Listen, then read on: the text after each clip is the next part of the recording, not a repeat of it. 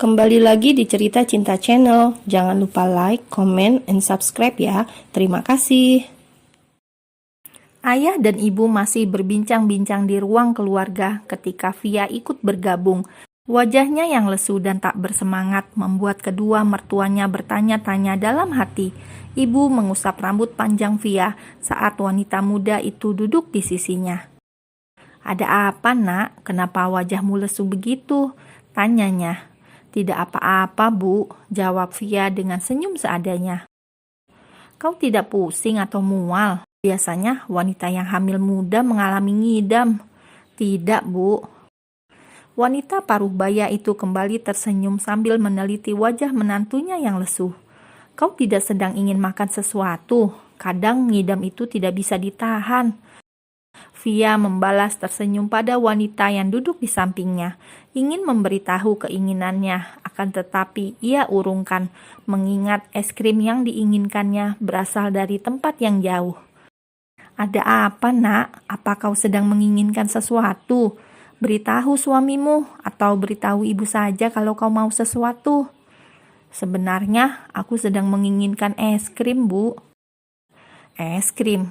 Iya, tadinya aku mau es krim yang ada di majalah. Mas Wira bilang es krim itu hanya ada di Singapura." Mendengar ucapan menantu kesayangannya, ayah pun menyela. "Minta saja Wira membawamu ke sana untuk membeli es krimnya. Singapura kan tidak begitu jauh." "Tidak usah, Ayah. Aku bisa membeli es krim yang lain saja. Lagi pula, Mas Wira benar. Terlalu berlebihan kalau hanya untuk membeli es krim sampai ke Singapura." "Apa? Berlebihan? Bagaimana anak itu bisa bilang berlebihan saat istrinya sedang ngidam? Ngidam itu kan bawaan bayi yang tidak bisa ditahan-tahan," ucap ibu, membuat wajah ayah yang mendatar mendadak berubah. Terlebih saat sepasang netranya menangkap Wira yang baru saja menuruni tangga dengan santai tanpa rasa berdosa. "Wira!" teriaknya. Wira terlonjak kaget saat mendengar suara teriakan menggelegar ayahnya yang menggema di ruangan itu. Ia mengusap dada pelan, lalu melirik ke arah ruang keluarga di mana ayah, ibu, dan Via sedang duduk bersama. Dengan langkah meragu, ia mendekat. Jika sudah berurusan dengan menantu kesayangannya, sudah pasti pria paruh baya itu akan menganaktirikan anak kandungnya demi membela sang menantu. Tak jarang Wira menjadi tersangka utama jika terjadi sesuatu pada Via. "Ada apa ya? Kan bisa jangan teriak," ucap Wira menjatuhkan tubuhnya di sofa. Tangannya terulur meraih beberapa cemilan di meja, namun punggung tangannya seketika mendapat hadiah tepukan dari ayahnya itu. "Au, ini sakit," ucapnya sembari mengibaskan tangannya. "Apa yang kau lakukan pada istrimu? Bukankah dia mau es krim? Kenapa tidak kau penuhi?" bentaknya membuat Wira kembali mengusap dada. Wira melirik ketiga orang yang duduk di sana bergantian, kemudian menghela nafas panjang. "Aku mulai merasa seperti anak tiri di rumah ini," ucapnya berusaha mencairkan suasana. "Bila perlu, aku akan menendangmu keluar dari rumah ini kalau macam-macam," sahut ayah memelototkan matanya. "Ya ampun ayah, coba bayangkan, Via mau es krim, tapi es krim itu ada di Singapura. Lalu apa masalahnya kalau hanya di Singapura?" Wira menganga, tak percaya mendengar ucapan ayahnya itu. "Yah, ke Singapura hanya untuk beli es krim," ucapnya heran. "Aku tahu harga es krim itu dulu hanya $1, tapi..." Ia tidak melanjutkan lagi ucapannya ketika pelototan mata berasal dari ibu. "Singapura itu tidak jauh, apa salahnya membawa istrimu ke Singapura? Anggap saja kalian sedang berbulan madu," ucap ibu menekan. Wira kemudian melirik Via yang sudah menundukkan kepala, lalu berusaha menjelaskan pada ayah dan juga ibu yang sepertinya menatap sinis dirinya. "Jadi maksudnya aku harus menuruti keinginan ngidam yang berlebihan untuk membeli es krim ke Singapura, begitu?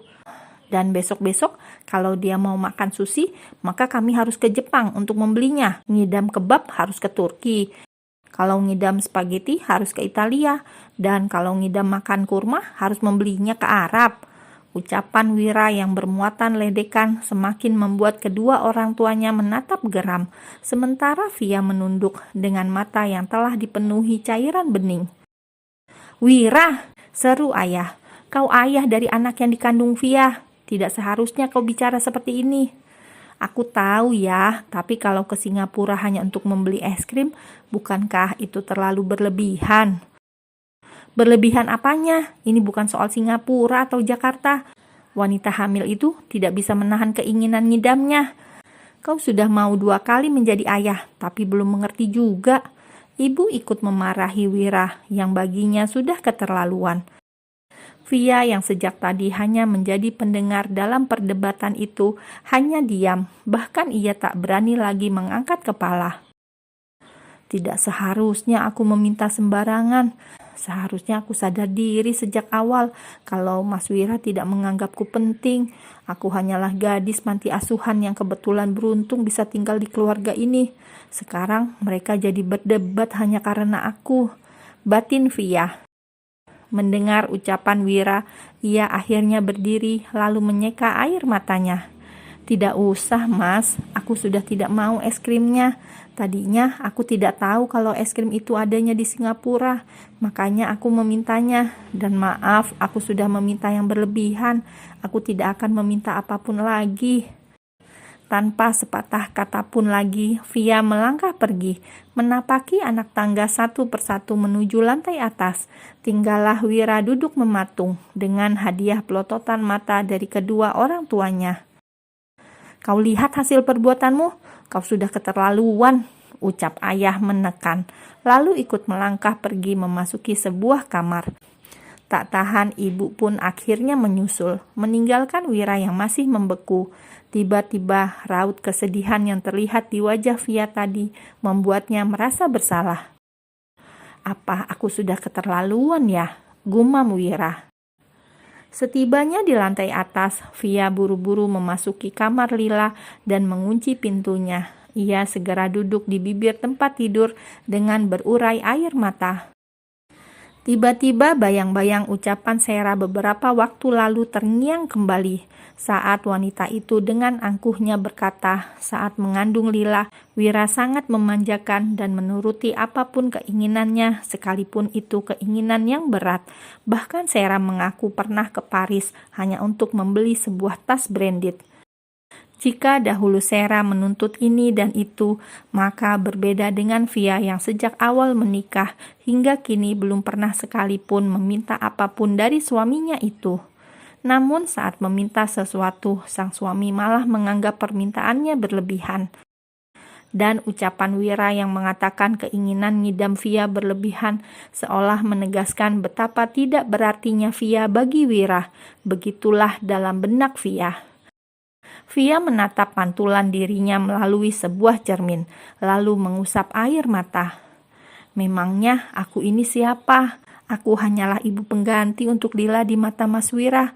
Keinginanku makan es krim saja dianggap berlebihan.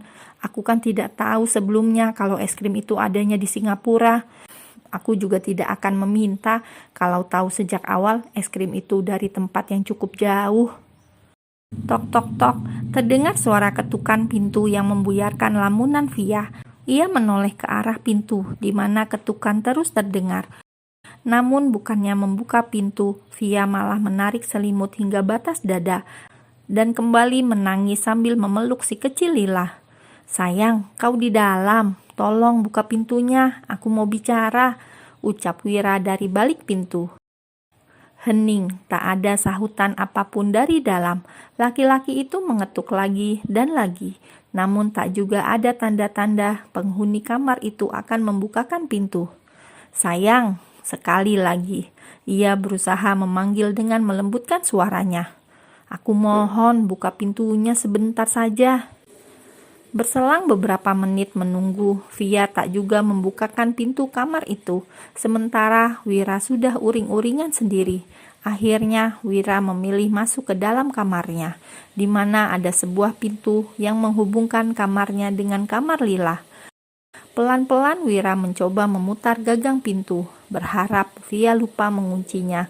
Akan tetapi, pintu itu pun telah terkunci rapat, membuat Wira menghela nafas frustasi. Ia mencoba mengetuk beberapa kali, walaupun tidak begitu keras mengingat Lila sedang tidur. "Sayang, tolong buka pintunya. Aku minta maaf kalau menyinggungmu. Bukan begitu maksudku," ucap Wira mencoba membujuk sekali lagi.